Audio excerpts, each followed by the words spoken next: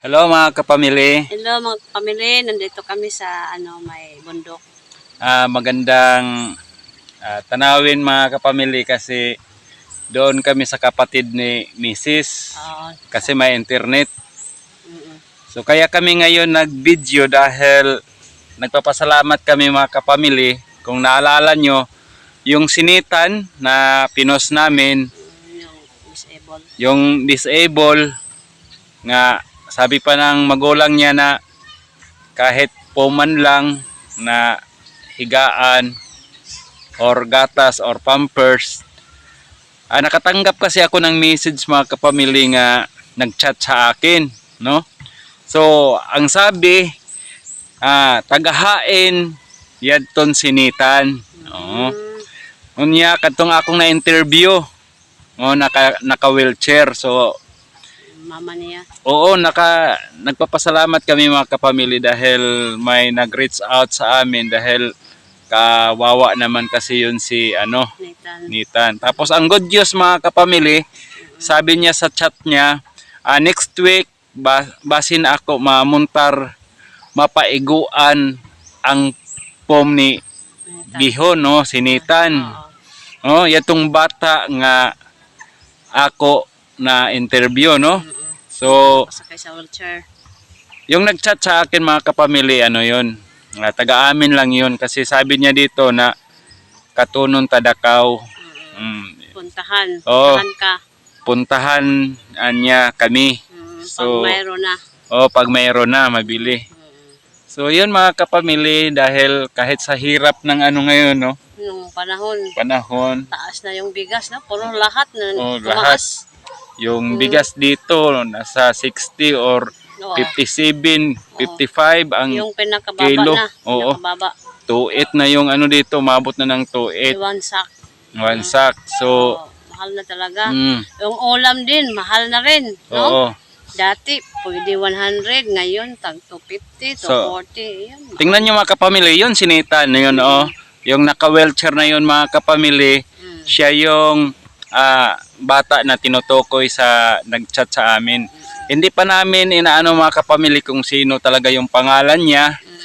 Iko-confirm lang namin dahil pag meron na yun mga kapamilya, kasama namin siyang pumunta doon sa bahay para personal namin na mabisita yun si yung Sinitan. Saka yung pamilya niya. Matitingnan natin kung ano ba talaga yung kalagayan ni Nitan doon. So, yun lang mga kapamilya yung nagpapasaya sa amin ngayon. Tapos, parang naano din kami nga may nag-comment kay Bale, no? Oo, may nagano.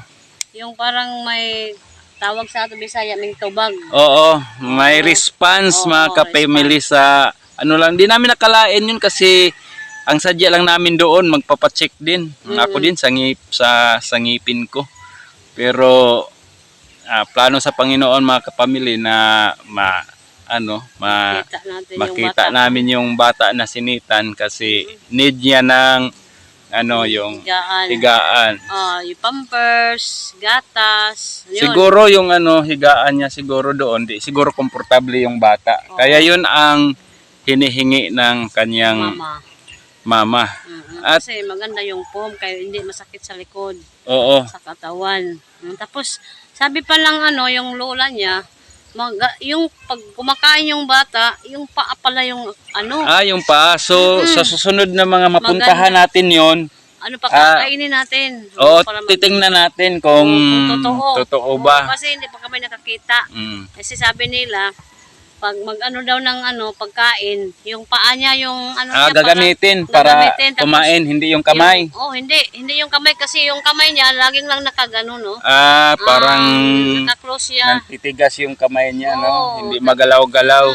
Tapos yung pag umupo siya kailangan may sandigan.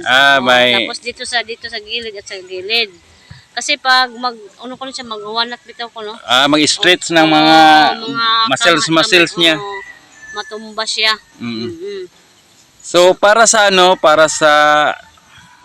tao na bibili ng kanyang pom, ma'am, nakausap namin yung lola niya, si Norma ang pangalan niya. At siya may mensahe sa iyo.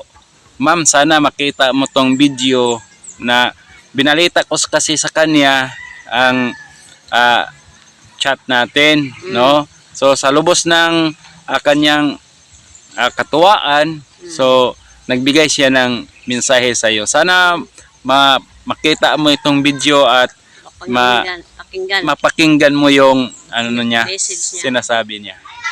Ma'am, salamat matuod nan ako apo na imong palitan ng pom. Salamatin kung sino ka na mag-donation sa ako apo. Daghan salamat sa imong donation sa ako apo. Sa'yo din ma'am, nagpapasalamat din kami na yung post namin nakita mo at chinachat mo kami. Nalipay mi, masaya kami nga nandyan ka na handang tumulong din sa bata nga sinitan. Tapos sa mga makapanood din, no, kay Nitan, kahit sa kunting halaga lang tulungan tayo para makabili tayo ng pampers niya at ihatid namin sa bahay nila, no. Kahit magkano lang mga kapamilya, no? 50 or magkano tatanggapin namin para pag maano na siya, yung maipo na, lalaki din yan. Oh. So sa mga nais tumulong, lalo na ma-post namin sa FB, sa halip na star ang inyong ipapadala, Cash na lang. i-Gcash nyo na lang sa amin kahit mga 100, kasi yung star kasi hahatiin pa yun ni Mitay. Babawasan niya agad yun eh. Tapos hindi mo pa makukuha. Hindi ko pa makukuha agad, tapos pakaltas ng pakaltas habang tumagal na hindi makuha. Kasi hindi naman talaga agad makukuha kasi $25 yung minimum makuha siya. O paano pag hindi umabot ng $25 sa isang buwan, kakaltasin na naman ni Mita. So, yun talaga ang totoo mga kapamilya sa Star na yan. Maubos. Hanggang sa maubos yun. Yung akin nga doon na 300, ngayon 100 plus na lang. Kasi hindi umabot sa $25 yung earnings. So masasayang lang yun. So para na maibigay natin agad, so mayroon naman kaming Gcash, i-PM nyo lang kami mga kapamilya. So maraming salamat sa pangarap natin, sa adhikain namin na tutulong tayo sa mga taong nangangailangan ng tulong natin. So salamat muli sa yung bibili, mag-sponsor ng POM, no. Alam namin talaga ma'am na sobrang hirap ng panahon ngayon, pero naglalaan ka ng pira para kay Nathan. So ang Panginoon na ang bahala sa iyo at sa pamilya mo na magbigay ng magandang kalusugan, at saka sa plano ng pamilya nyo matutupad yon sa awa ng Panginoon. Salamat mga kapamilya. Sa mga shout out nga pala sa mga subscriber natin, yung mga bagong nag-subscribe, salamat sa inyo. Sana patuloy kayo na manonood at paki-like and share sa mga videos namin, sa mga viewers namin. Salamat sa mga followers namin sa page ko, sa Analisa Car 20, sa TikTok, sa mga friends ko, sa FB. Salamat sa inyong lahat. At higit sa lahat sa YouTube namin na mga subscriber, salamat sa inyong walang sawang suporta sa amin, no. Sana nandyan kayo sa mabuting pangangatawan. Ingat lagi. God bless. At sa nga pala, minsan nagtataka kayo kung bakit nag-upload kami ng iba't ibang mga videos. Inaano lang namin talaga mga kapamilya kaysa hindi kami makapag-upload, para ma-activate lang talaga yung page nyo sa YouTube na andyan kami lagi. Kasi ito kasing namin talaga, charity vlog content talaga yung pinaka goal ng amin channel, kaya kami gumawa. Pero sa hirap din ng panahon, minsan naapektuhan kami dahil hindi pa naman kami monetize, kaya yun ang nangyari. Pero sinisikap talaga namin mga kapamilya hanggat maari na charity content talaga yung namin, dahil yun ang dinadasal namin sa Panginoon. So sana'y andyan kayo lagi sa amin, at salamat sa inyong suporta. Bye-bye.